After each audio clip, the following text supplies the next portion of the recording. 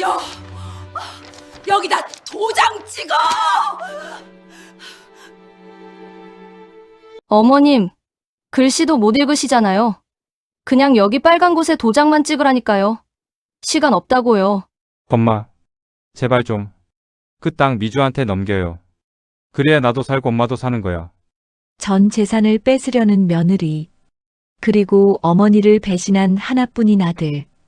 그들은 이 늙은 시어머니를 그저 힘없고 무식한 까막눈이라 생각했습니다. 하지만 그들은 꿈에도 몰랐습니다. 그녀가 쓰고 있는 돋보기 너머 대한민국 법조계를 벌벌 떨게 했던 전설의 눈빛이 살아있다는 것을. 미주야. 민법 제110조 강박에 의한 의사표시.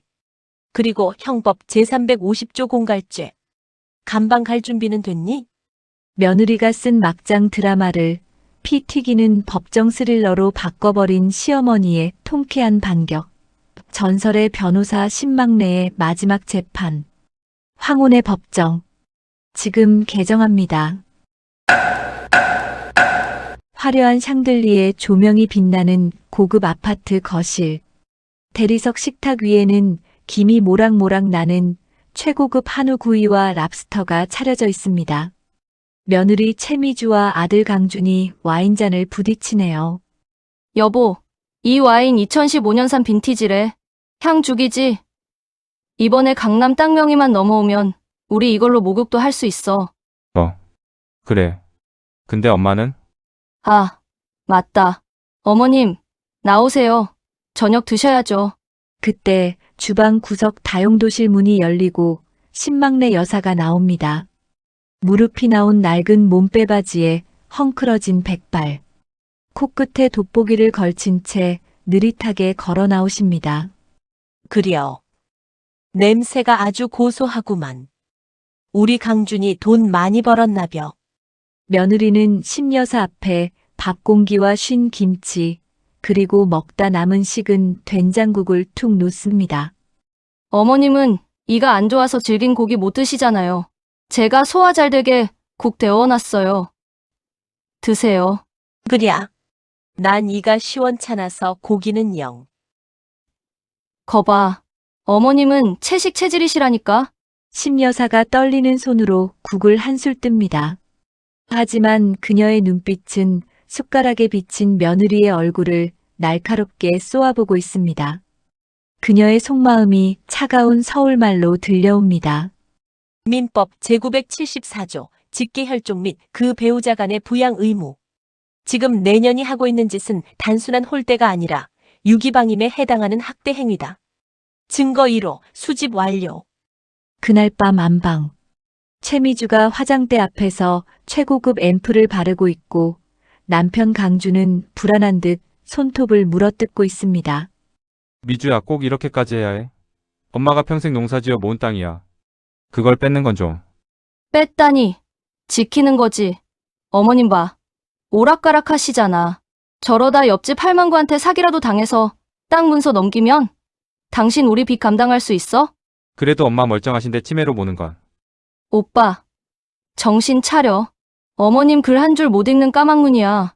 등기부등본이 뭔지, 증여세가 뭔지 알기나 해? 우리가 관리해드리는 게 효도라니까? 알았어. 근데 엄마가 도장 순순히 내줄까? 걱정 마. 내가 다 시나리오 짜놨으니까. 내일 변호사 사무장 오기로 했어. 오빠는 그냥 옆에서 거들기나 해. 닫힌 문틈 밖 신여사의 그림자가 비칩니다. 미동도 없이 서 있던 그녀가 조용히 돌아섭니다. 형법 제310조 허위사실 적시에 의한 명예훼손. 그리고 사기 미수 공모. 아들아, 넌 방조범이 아니라 공동정범이 되려느냐. 다음 날 오후 거실. 느끼한 인상의 남자가 소파에 앉아 있습니다. 며느리가 소개한 박 사무장입니다. 탁자 위엔 두꺼운 서류 뭉치가 놓여 있네요. 어머님, 인사하세요. 이쪽은 나라에서 나온 공무원이에요. 어머님 노령연금 더 많이 받게 해드리려고 오셨대요. 안녕하십니까, 어르신. 효부 며느님 두셔서 호강하시네요. 여기 서류에 도장만 딱 찍으시면 매달 나라에서 용돈이 팍팍 나옵니다. 심여사가 서류를 집어듭니다. 표지엔 부동산 증여 계약서라고 적혀 있지만 그 위엔 노령연금 신청서라는 메모지가 교묘하게 붙어 있습니다. 아이고, 내 눈이 침침해서. 이게 당최 뭔 소리여? 글씨가 깨알 같네. 아유, 어머님이 읽어서 뭐 아세요?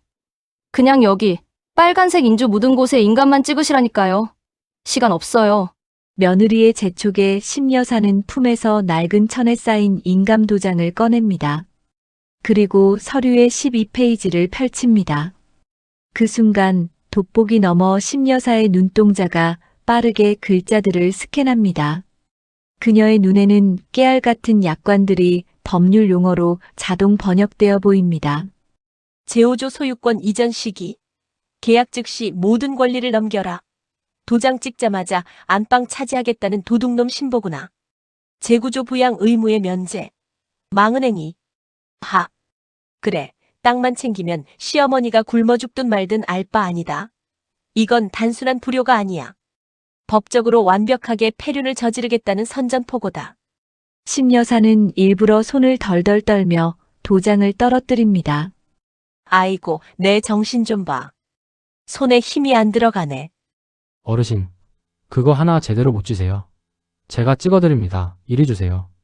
어머님, 정신 좀 차리세요, 제발. 밥값은 하셔야죠. 사무장이 억지로 손을 잡아채려 할 때 초인종이 울립니다. 아, 누구야? 이 타이밍에. 며느리가 현관으로 간 사이 심여사는 떨어진 도장을 줍는 척하며 테이블 밑으로 손을 뻗습니다. 주머니에서 초소형 녹음기를 꺼내 테이블 밑바닥에 붙입니다. 0.5초의 망설임도 없는 프로의 손놀림입니다. 증거 2호, 강박에 의한 의사표시 강요 현장 녹취. 이 게임 내가 접수한다. 잠시 후 현관 앞. 며느리가 택배 상자를 들고 들어오는데 심여사는 창가에 서서 밖을 내려다보고 있습니다. 역광 때문에 며느리 눈엔 그저 초라한 노인으로만 보입니다. 오늘은 물 건너갔네. 사무장님, 내일 다시 오세요. 어머님, 내일은 도장 안 찍으면 국물도 없을 줄 아세요. 알겠어요. 아가, 왜요? 또, 사람이 죄를 지으면 벌을 받는겨. 옛말에 그런 거 없드냐? 벌? 요즘 세상에 돈 없는 게 죄고, 돈 있는 게 법이에요. 어머님처럼 늙고 돈 없으면 그게 벌 받은 인생이라고요. 주제 파악 좀 하세요. 며느리가 쾅 소리를 내며 안방으로 들어갑니다. 정적이 흐르는 거실. 심여사가 천천히 고개를 돌립니다. 돋보기 안경을 벗어 식탁 위에 올려놓자 굽었던 허리가 펴지고 흐리멍덩했던 눈빛이 서늘하게 빛납니다. 입가엔 차가운 미소가 어린 채 그녀가 정확한 서울말로 입을 엽니다. 주제 파악이라. 그래. 피고인 최미주. 내가 말한 그 돈 있는 법이 얼마나 무서운지 내일 법정 대리인이 되어 직접 가르쳐주마. 심여사가 어딘가로 전화를 겁니다. 스마트폰 화면엔 법무법인 태산 대표전화라는 글자가 선명합니다. 김 대표니? 나다. 내일 내 변호인단 꾸려라. 상대는 사기꾼 잡범 하나다. 비가 억수같이 쏟아지는 밤. 천둥 소리가 요란하게 울리는 거실입니다. 평화롭던 저녁 시간은 현관문이 부서져라 열리는 소리와 함께 산산조각 납니다. 엄마, 나 좀 살려줘. 나 진짜 죽어. 아들 강준이 비에 쫄딱 젖은 채 거실로 기어들어옵니다. 얼굴은 멍투성이고 와이셔츠는 다 찢어져 있네요. 놀란 신막내 여사가 엉거주춤 일어납니다. 아이고, 이게 무슨 일이여? 강준아, 너 얼굴이 왜 이리 곤죽이 된겨? 누구여? 어떤 놈이 이랬어? 뒤따라 들어온 며느리 최미주. 그녀는 비에 젖지 않았습니다. 아주 차가운 표정으로 팔짱을 낀 채 바닥에 엎드린 남편을 한심하다는 듯 내려다봅니다. 어머님, 놀라실 거 없어요. 당신, 똑바로 말해. 어머님한테 사실대로 보려고.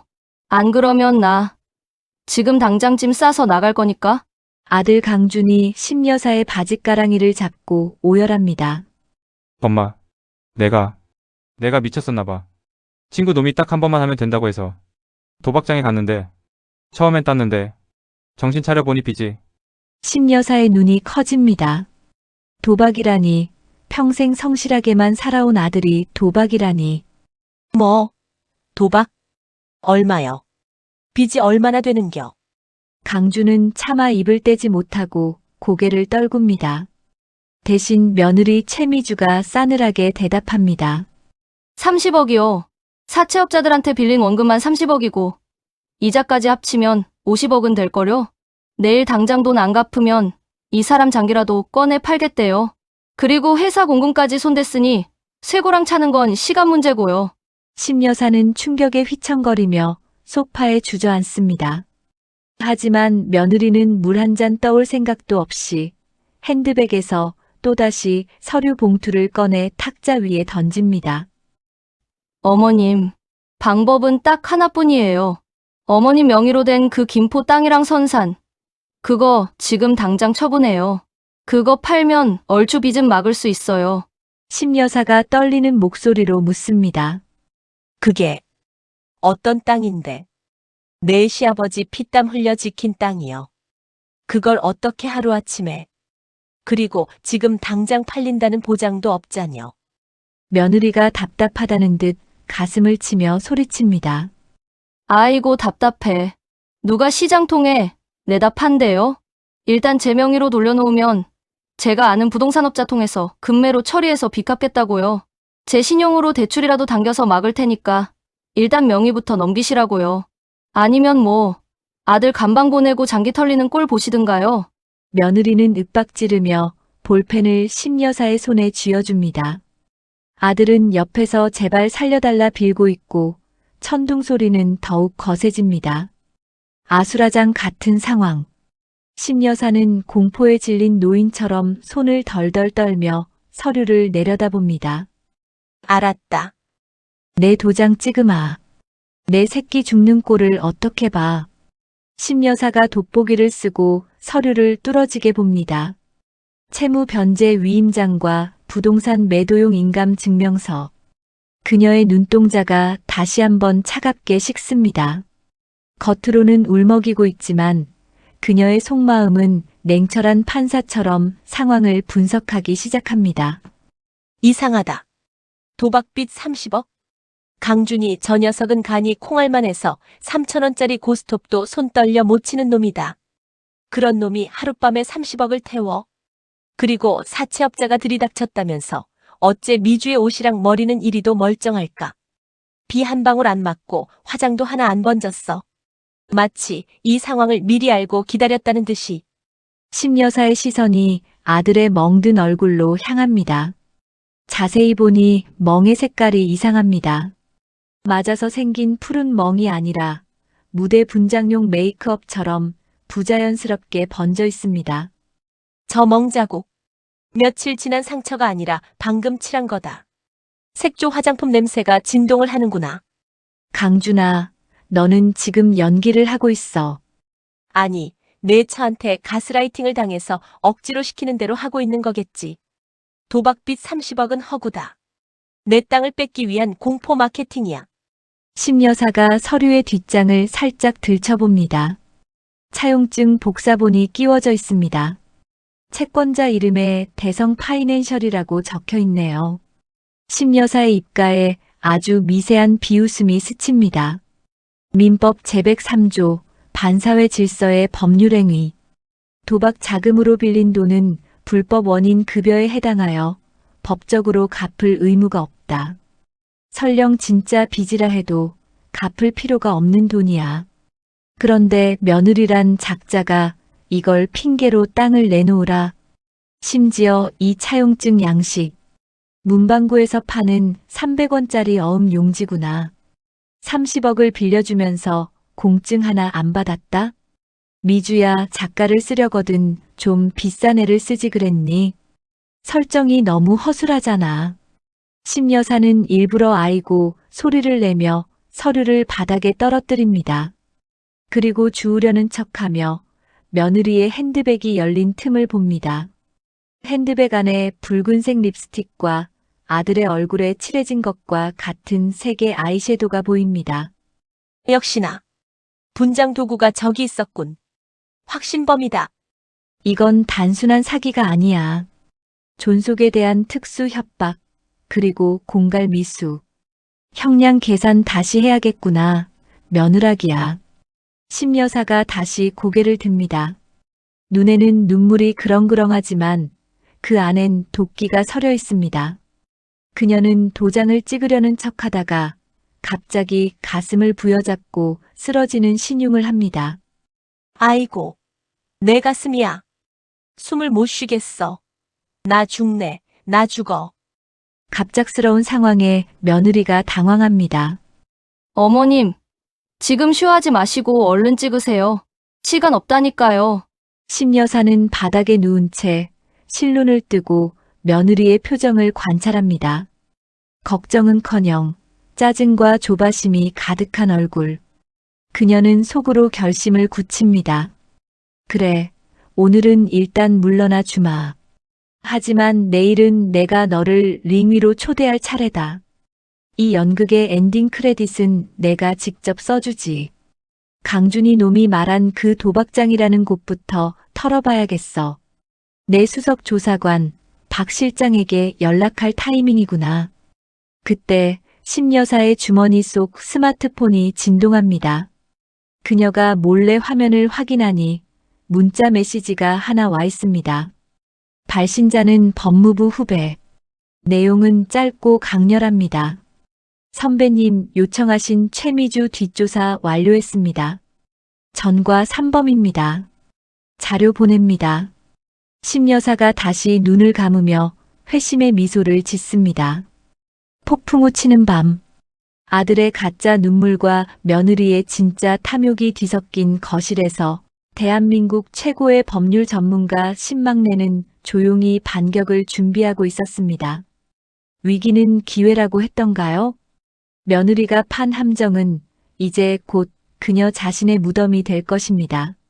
날이 밝았습니다. 하지만 거실의 공기는 어젯밤 폭풍우보다 더 무겁고 차갑습니다. 이른 아침부터 며느리 최미주가 누군가를 집으로 데리고 왔기 때문입니다. 기름진 머리를 올백으로 넘기고 번들거리는 은색 양복을 입은 사내. 눈빛이 뱀처럼 교활해 보이는 그는 며느리가 소개한 황 변호사입니다. 어머님, 인사하세요.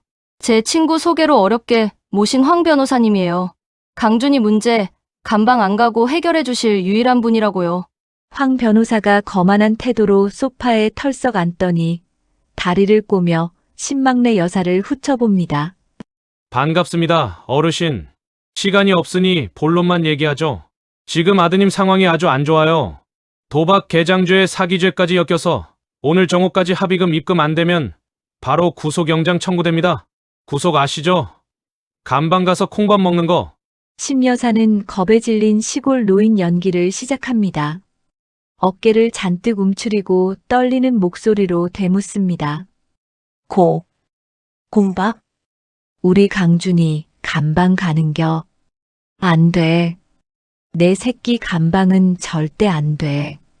황 변호사는 심여사의 반응이 만족스러운지 비열한 웃음을 흘립니다. 서류 가방에서 두툼한 계약서를 꺼내 탁자 위에 쾅 내려놓습니다. 그러니까 어르신이 협조를 좀 해주셔야 합니다. 이게 그 김포 땅이랑 선산, 며느님 앞으로 명예 이전한다는 증여 계약서입니다. 이것만 찍어주시면 제가 검찰 쪽에 손 써서 아드님 바로 빼내드립니다. 제 능력이 이 바닥에서 꽤 알아주거든요. 며느리 최미주가 옆에서 거듭니다. 그녀의 손에는 이미 빨간 인주가 들려 있습니다. 들으셨죠, 어머님? 변호사님이 다 알아서 해주신다잖아요. 지금 강준이 경찰서 끌려가기 직전이에요. 빨리 도장 주세요. 심여사는 주머니 속에서 주섬주섬 도장을 꺼냅니다. 손이 심하게 떨려 도장을 자꾸만 놓칩니다. 하지만 그녀의 머릿속은 그 어느 때보다 차갑게 돌아가고 있습니다. 황 변호사라. 서초동 바닥에서 사기 혐의로 자격 정지 2번이나 먹었던 브로커 황가 놈이구나. 변호사 자격증도 박탈당했을 텐데 아직도 변호사 사칭을 하고 다녀. 변호사법 제109조 위반. 7년 이하의 징역. 제 발로 호랑이 굴에 들어왔구나. 심 여사는 도장을 쥔 채 머뭇거리며 황 변호사와 며느리를 향해 질문을 던집니다.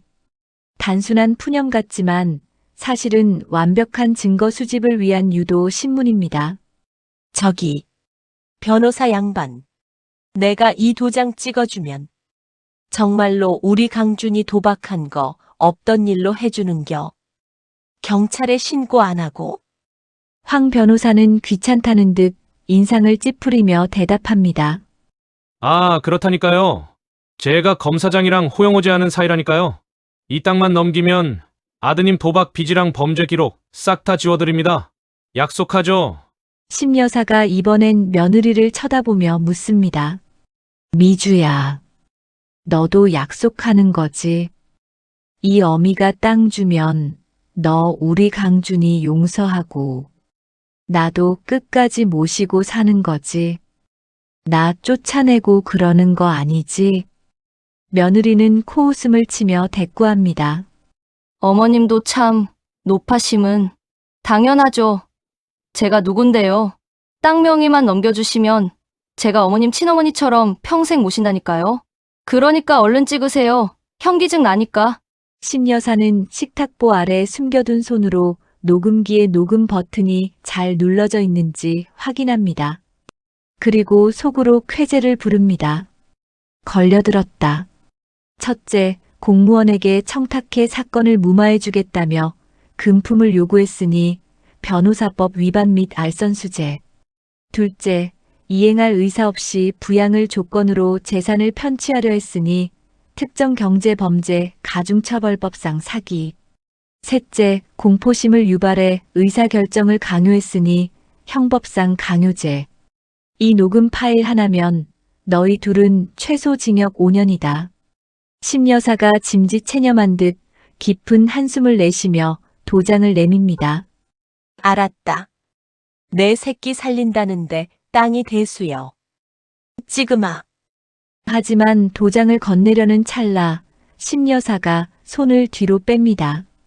근데 이 계약서 글씨가 너무 작아서 내가 뭐라고 적혀 있는지 읽어는 보고 찍어야. 며느리의 인내심이 폭발합니다. 그녀가 심 여사의 손에서 도장을 거칠게 낚아챕니다. 아, 진짜. 읽어봤자 까막눈이 뭘 안다고. 시간 없다고 했잖아요. 며느리는 심 여사의 손을 억지로 끌어당겨 서류 위에 쾅 도장을 찍어버립니다. 심 여사의 손목이 꺾일 듯 비틀립니다. 명백한 물리적 강압. 아이고 아파라. 미주야, 손목 부러지겠다. 엄살 부리지 마세요. 자, 됐죠? 변호사님, 여기 서류요. 며느리는 찍힌 서류를 황 변호사에게 넘기며 승리의 미소를 짓습니다. 마치 세상을 다 가진 듯한 표정입니다. 아들 강주는 구석에서 고개를 들지 못하고 흐느끼고 있습니다. 엄마 미안해. 엄마. 황 변호사가 서류를 챙겨 자리에서 일어납니다. 잘 생각하셨습니다. 어르신. 등기 이전은 오늘 중으로 속전속결로 처리하겠습니다. 사모님, 가시죠. 법무사 사무실 들러야 하니까. 며느리는 콧노래를 흥얼거립니다. 어머님, 저 갔다 올게요. 저녁은 대충 챙겨 드세요. 여보, 당신도 나와. 운전해야지. 세 사람이 썰물처럼 빠져나간 거실. 현관문이 닫히는 소리가 텅 빈 집안을 울립니다. 정막만이 남은 공간.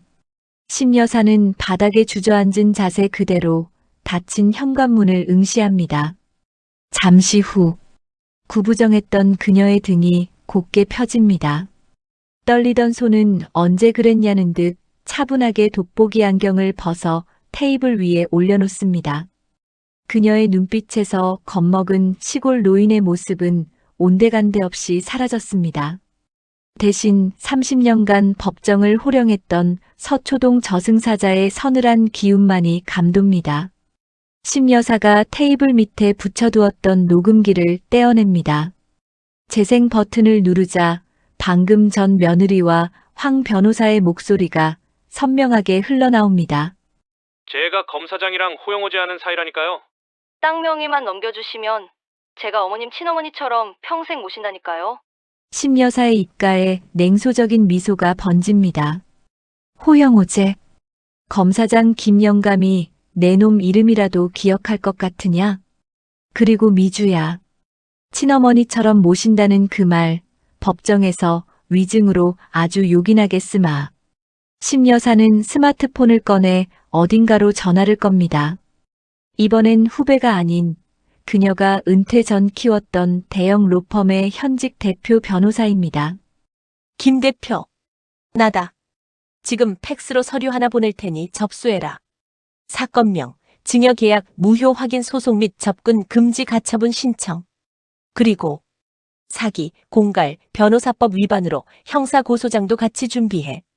피고 소인은 최미주, 그리고 전직 변호사 황기철이다. 수화기 너머에서 당황한 목소리가 들립니다. 대표님, 황기철이라니요? 그 사기꾼 브로커 말씀이십니까? 대체 무슨 일이? 심 여사가 창밖을 바라보며 낮게 읊조립니다. 낚시를 좀 했는데 말이야. 월척이 둘이나 걸렸구나. 아주 더럽고 냄새나는 월척들이. 아, 그리고 김 대표. 내 법복, 드라이 클리닝 좀 맡겨놔라. 오랜만에 입고 나가야겠으니까. 전화를 끊은 심 여사는 거실 한편에 걸려있는 가족 사진을 바라봅니다. 해맑게 웃고 있는 아들 강준의 얼굴. 그녀의 눈가가 잠시 촉촉해지지만 이내 단호하게 입술을 깨뭅니다. 강준아. 뼈를 깎는 아픔이겠지만 썩은 살은 도려내야 새 살이 돋는 법이다. 이 어미가 너를 다시 사람으로 만들어주마. 비록 그 과정이 지옥 같을지라도. 심 여사는 지팡이를 짚고 자리에서 일어섭니다. 그녀의 그림자가 거실을 길게 가로지릅니다. 마치 법정으로 향하는 검사의 발걸음처럼 그녀의 걸음엔 망설임이 없습니다. 거실을 집어삼킬 듯 포효하던 천둥 소리가 잦아들고 창밖에는 추적추적 빗소리만이 남은 새벽 3시입니다. 아파트의 모든 불이 꺼진 정막 속 유일하게 빛나는 곳이 있습니다. 바로 신망래 여사의 안방입니다. 낡은 스탠드 불빛 아래 그녀는 마치 석상처럼 굳은 표정으로 책상 앞에 앉아 있습니다. 그녀의 앞에는 며느리가 강제로 지장을 찍게 만든 서류 뭉치가 어지럽게 널려 있습니다. 부동산 증여 계약서, 채무 변제 위임장, 그리고 정체불명의 차용증까지. 심 여사의 손에는 붉은색 플러스 펜이 들려 있습니다. 그녀가 안경을 고쳐 쓰자 돋보기 너머로 보이는 그녀의 눈빛이 매섭게 변합니다. 그것은 더 이상 시골 노인의 눈이 아닙니다. 수만 페이지의 소송 기록 속에서 단 하나의 오류를 찾아내던 대한민국 최고의 판례 분석가 심 변호사의 눈빛입니다. 심 여사가 첫 번째 서류인 차용증을 집어듭니다. 종이를 넘기는 손길이 칼날처럼 날카롭습니다. 어디 한번 볼까? 우리 며느리가 얼마나 완벽하게 시나리오를 썼는지. 제1조 채무의 승인. 채무자 강주는 채권자 대성 파이낸셜에게 금 30억 원을 차용함을 확인한다. 그리고 이자율 연 40%? 기가 차서 말이 안 나오는구나. 미주야, 내가 욕심이 과했어. 이자제한법 제2조 제1항. 금전대차에 관한 계약상의 최고 이자율은 연 20%를 초과할 수 없다. 이를 위반한 초과 부분은 무효다. 단순히 돈을 못 받는 게 문제가 아니지.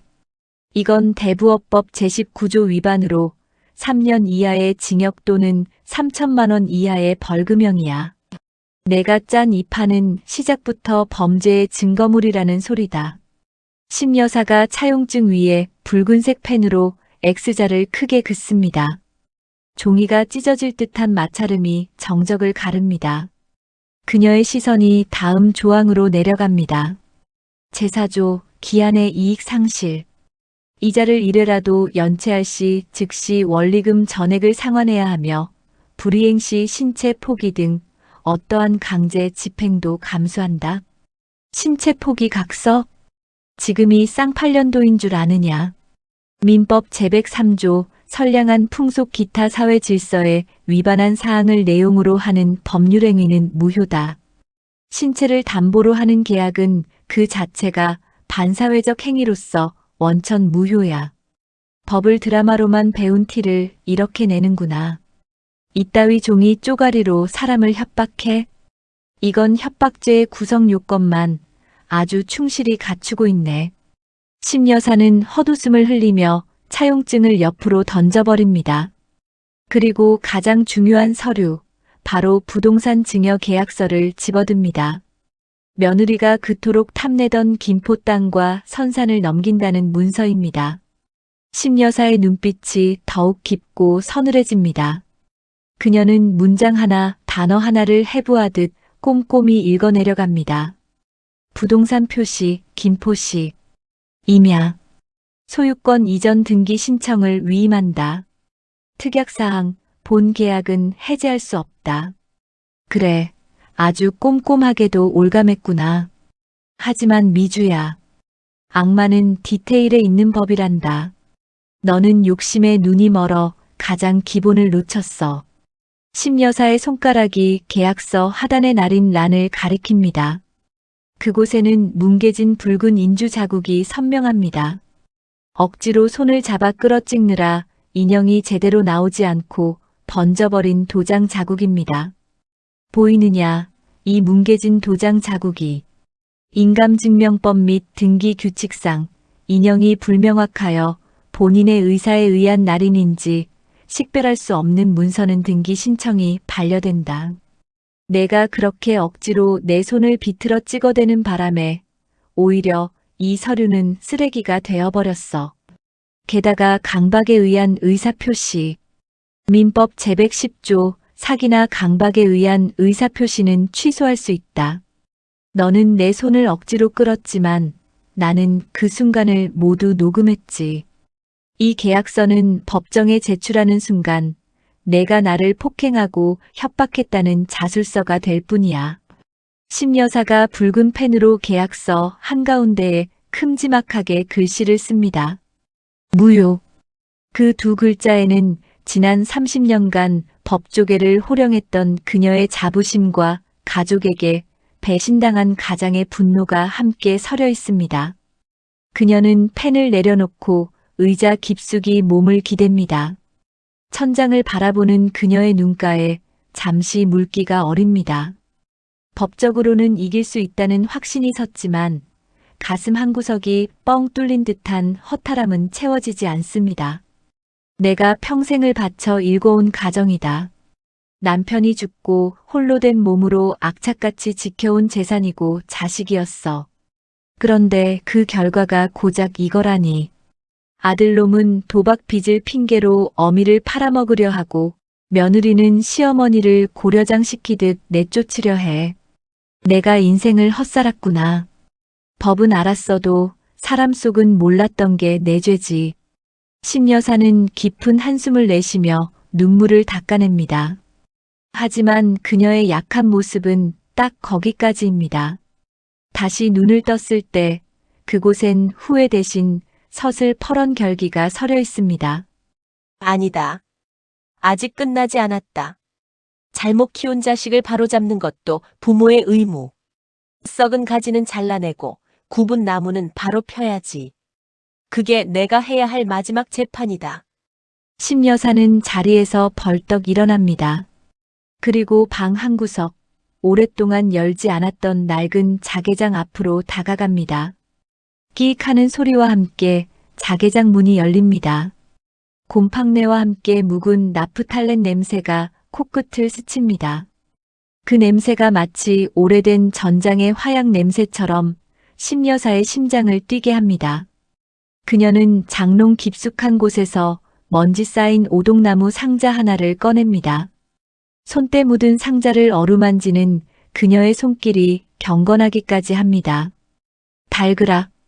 경첩이 열리고 상자 뚜껑이 젖혀집니다. 그 안에는 그녀의 찬란했던 과거가 고스란히 잠들어 있습니다. 대한변호사협회 등록증 제3842호. 수천 번을 넘겨보아 모서리가 닳고 다른 가죽 표지의 육법전서. 그리고 황금색 용 문양이 정교하게 새겨진 흑단 판사봉. 심여사가 판사봉을 꺼내 손에 꽉 쥡니다. 묵직한 무게감이 손바닥을 타고 온몸으로 전해집니다. 차가운 나무의 감촉이 그녀의 뜨거운 분노를 차분하게 가라앉힙니다. 10년 만이구나. 내 은퇴식을 하던 날 다시는 너를 잡을 일이 없을 줄 알았는데 내 집안에 쥐새끼들이 들어와 판을 치니 잡을 도구가 필요하지 않겠어? 오랜만이다, 친구야. 한바탕 놀아보자꾸나. 그때 책상 위에 올려둔 스마트폰이 진동합니다.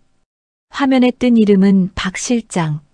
심여사가 현역 시절 그녀의 손발이 되어주었던 전직 강력계 형사 출신의 민간 조사관입니다. 심여사가 전화를 받습니다. 박 실장. 이 새벽에 전화한 걸 보니 뭔가 건졌나 보군. 말해봐. 대성 파이낸셜 그놈들 정체가 뭐야? 수화기 넘어 박 실장의 다급하고 흥분된 목소리가 들려옵니다. 심여사는 말없이 고개를 끄덕이며 내용을 듣습니다. 그러다 어느 순간 그녀의 눈이 크게 떠집니다. 무언가 뜻밖의 하지만 아주 치명적인 정보를 들은 표정입니다. 뭐라고? 그 가짜 변호사는 본명이 황기철? 황기철이라면 설마 10년 전 그놈? 심여사가 책상 서랍을 거칠게 엽니다. 오래된 사건 수첩들을 뒤지더니 빛바랜 사진 한 장을 찾아냅니다. 사진 속에는 젊은 시절의 심여사에게 무릎을 꿇고 빌고 있는 한 남자가 있습니다. 바로 오늘 낮에 며느리가 데려왔던 그 건방진 변호사입니다. 하. 세상 참 좁구나. 내 사무실에서 횡령하다 걸려서 쫓겨난 사무장이 내 며느리의 변호사 노릇을 하고 있었어. 박 실장, 이거 아주 재밌게 돌아가는구나. 놈은 내가 누군지 꿈에도 모르겠지. 세월이 30년이나 흘렀으니 쭈글쭈글한 노인네 얼굴을 알아볼 리가 있나? 심여사의 입가에 섬뜩한 미소가 번집니다. 단순히 법으로 이기는 것 이상의 더 잔인하고 완벽한 복수 계획이 그녀의 머릿속에 그려집니다. 박 실장, 내일 아침 작전 변경이다. 경찰서로 갈 필요 없다. 놈의 약점을 내가 쥐고 있어. 놈은 지금 집행유예 기간이지. 내가 가진 이 사진 한 장이면 놈은 며느리를 배신할 수밖에 없을 거야.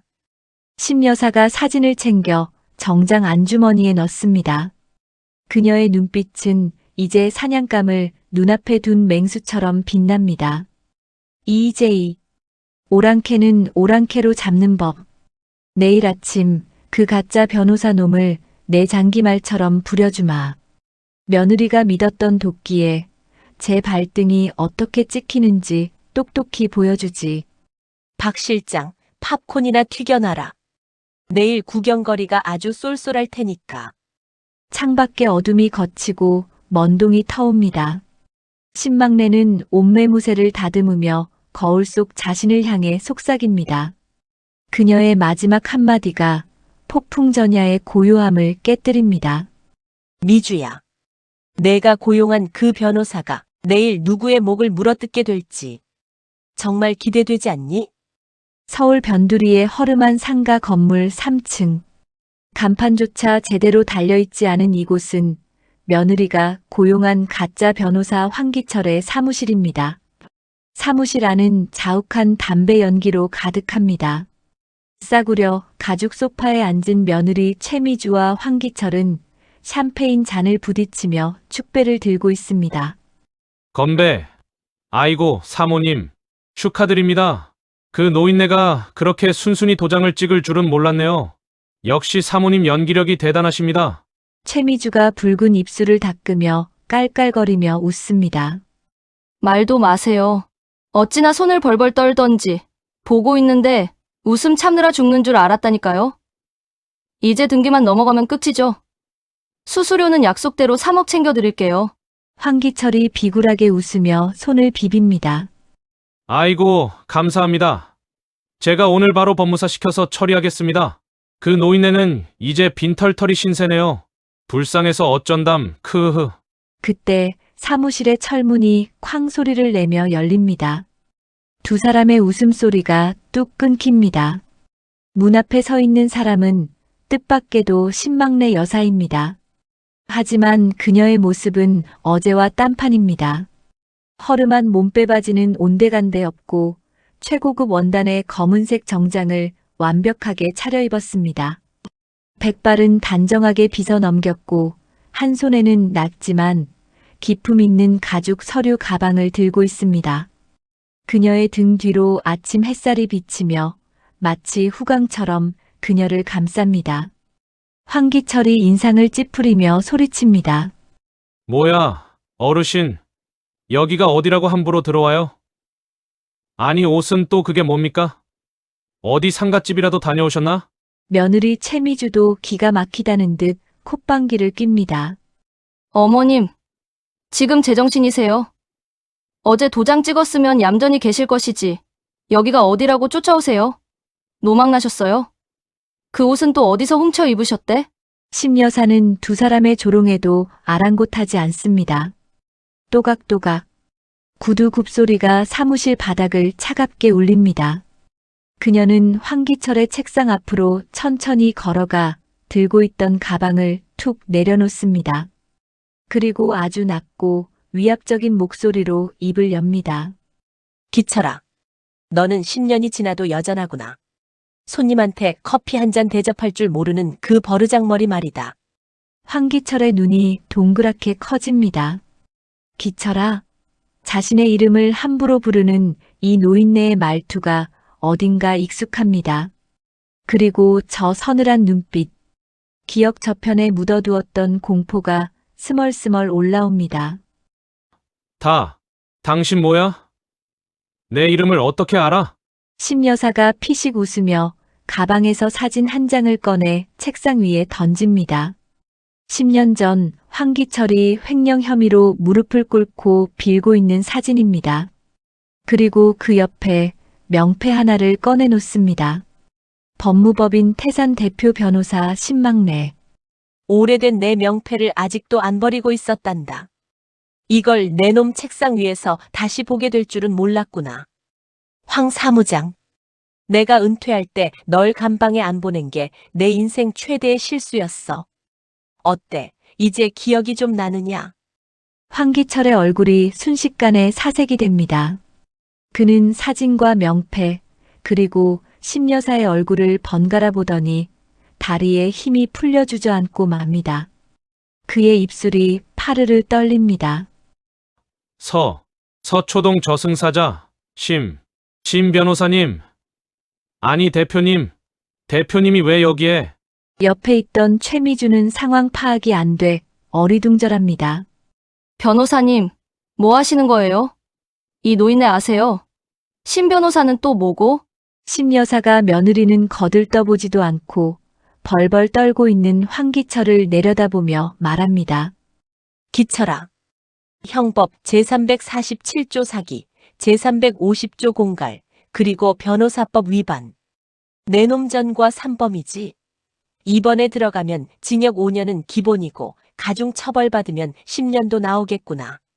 어쩔래? 지금이라도 무릎 꿇고 내 증인할래? 아니면 나랑 손잡고 검찰청으로 갈래? 내 후배가 지금 서울지검 부장검사로 있는데 전화 한 통이면 널 VIP로 모셔갈 텐데.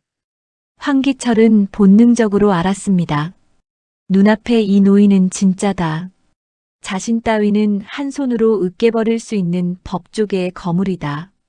그는 즉시 며느리 최미주를 배신합니다. 바닥을 기어가 심여사의 구두코에 머리를 박습니다. 대표님, 살려주십시오. 저는 아무것도 모릅니다. 다 저 여자가 시킨 겁니다. 저 여자가 시어머니는 까막눈 치매 노인네라고 땅만 뺏어주면 3억 준다고 꼬셨습니다. 저는 그냥 시키는 대로 한 죄밖에 없습니다. 제발 한 번만 봐주십시오. 상황이 급반전되었습니다. 며느리 최미주의 얼굴이 불그락푸르락 변합니다. 믿었던 변호사가 시어머니 발밑에 엎드려 있는 꼴이라니.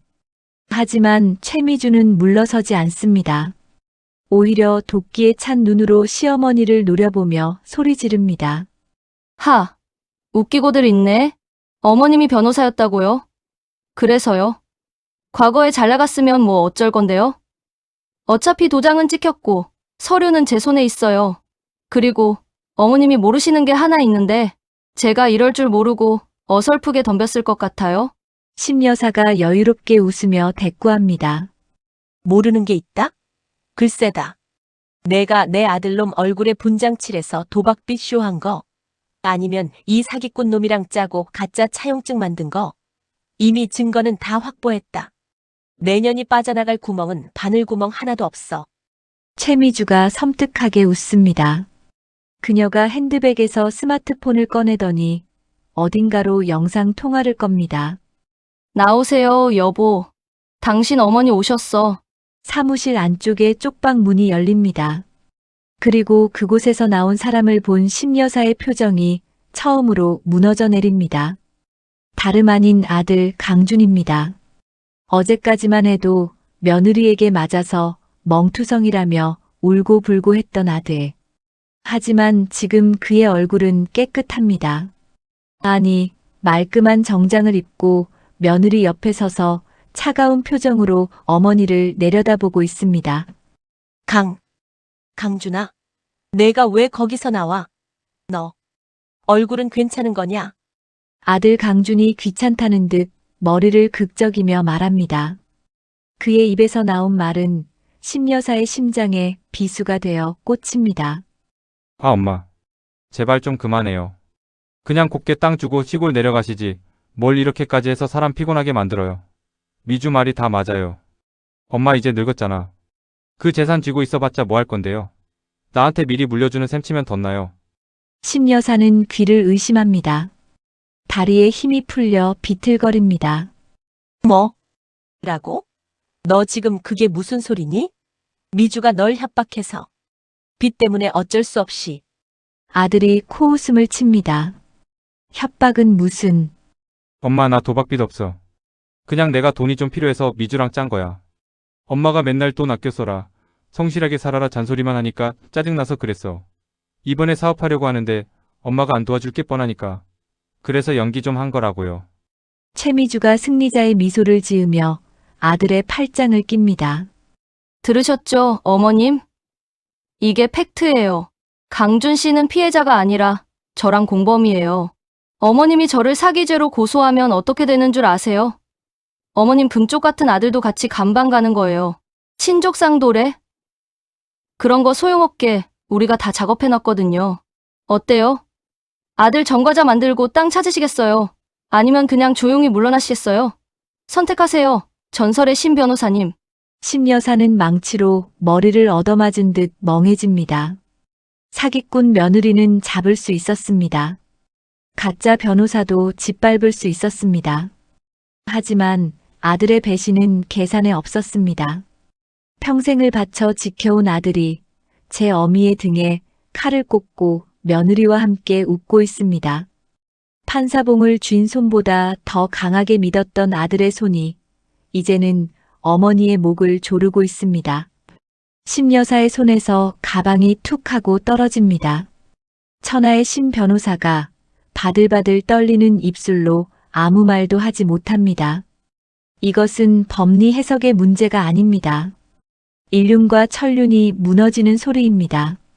가장 완벽한 승리를 확신했던 순간 가장 끔찍한 패배가 그녀를 덮쳤습니다.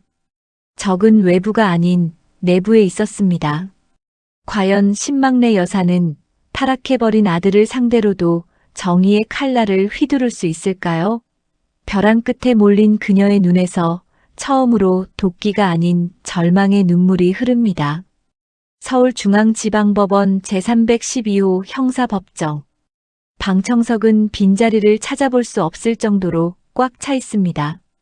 전설의 변호사 신망래가 본인의 사건을 직접 변론한다는 소문이 퍼져 법조계 후배들과 기자들까지 몰려들었기 때문입니다.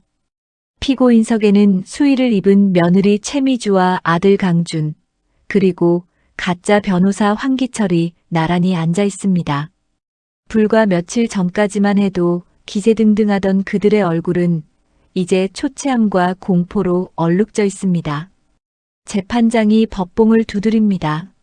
엄숙한 정적이 흐르는 가운데 원고 측 대리인석에 앉은 신망래 여사가 자리에서 일어납니다. 그녀는 검은색 법복을 입지 않았습니다. 대신 피해자로서 그리고 고소인으로서 당당하게 마이크 앞에 섭니다. 존경하는 재판장님. 본 사건의 피해자이자 고소인 신망래입니다. 피고인들은 단순한 재산 범죄를 넘어 가족이라는 신성한 가치를 짓밟고 사법 질서를 농락했습니다. 피고인 최미주는 30억 원이라는 허위 채무를 조작하여 시어머니를 공갈 협박하였고, 피고인 강주는 친모를 속여 재산을 편취하려는 패륜적 범죄에 가담했습니다. 피고인석의 최미주가 발악하듯 소리칩니다. 판사님, 억울합니다. 저는 정말 몰랐습니다. 다 남편이 시킨 거예요.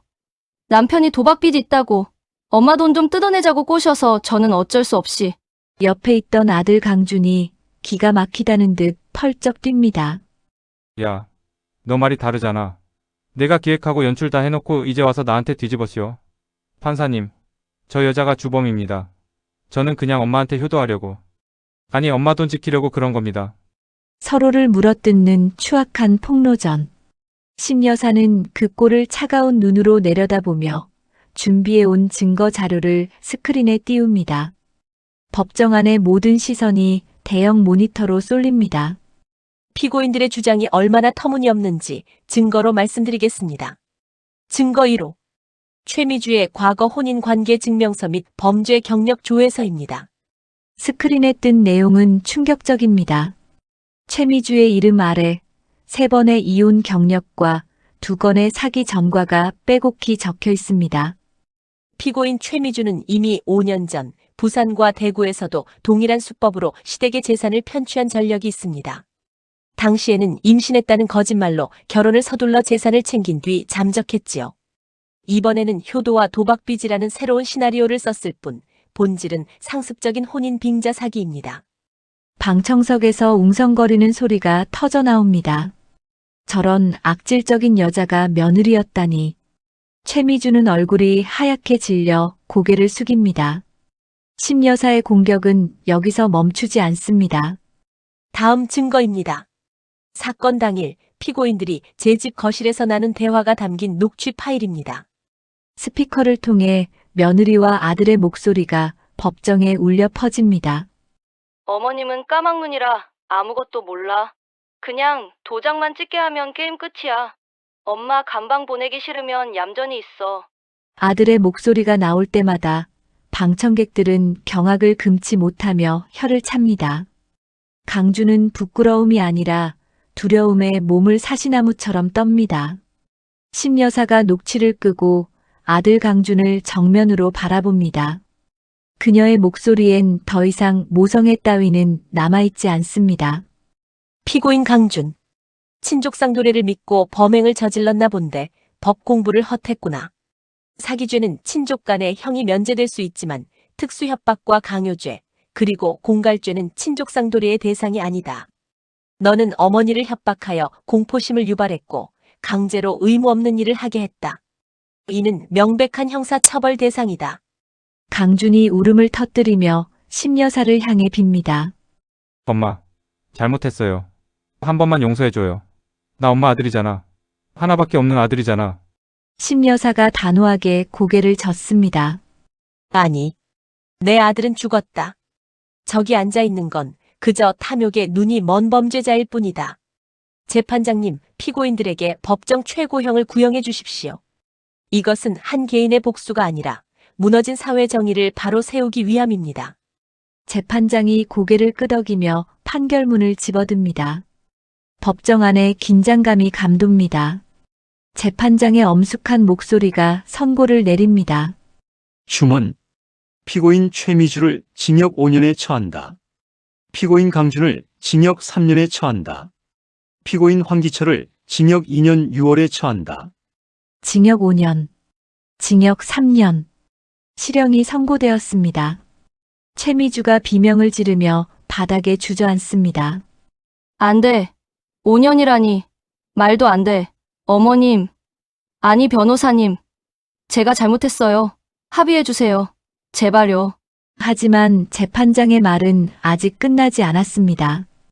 또한 피고인 최미주는 원고 신망래에게 위자료 및 손해배상금으로 금 5억 원을 배상하라. 원고가 청구한 혼인 무효 소송 또한 인용한다. 따라서 최미주가 요구한 재산 분할 청구는 전액 기각한다. 완벽한 파멸입니다. 감옥에 가는 것도 모자라 빈털터리가 되고 빚더미에 앉게 된 것입니다. 교도관들이 피고인들을 끌고 나가기 시작합니다. 최미주는 발버둥 치며 악을 씁니다. 이건 무효야. 사기야. 내가 가만둘 것 같아? 두고 봐. 아들 강주는 질질 끌려가며 끝까지 엄마를 부릅니다. 엄마, 나 좀 살려줘. 엄마. 처절한 비명이 닫힌 문 뒤로 사라집니다. 법정 안에는 정막만이 남습니다. 방청객들도 판사도 숨을 죽인 채 홀로 남은 신망래 여사를 바라봅니다. 승리했지만 결코 웃을 수 없는 승리자. 그녀는 떨리는 손으로 가방을 챙겨 천천히 몸을 일으킵니다. 심 여사가 법원 복도를 걸어 나옵니다. 또각, 또각. 들어갈 때보다 한결 무거워진 발걸음 소리가 텅 빈 복도를 울립니다. 법원 정문을 나서자 차가운 겨울바람이 그녀의 옷깃을 파고듭니다. 하지만 그녀는 옷을 여미지 않습니다. 그 찬바람이라도 맞아야 속이 뚫릴 것 같기 때문입니다. 심 여사는 법원 앞 벤치에 힘없이 주저앉습니다.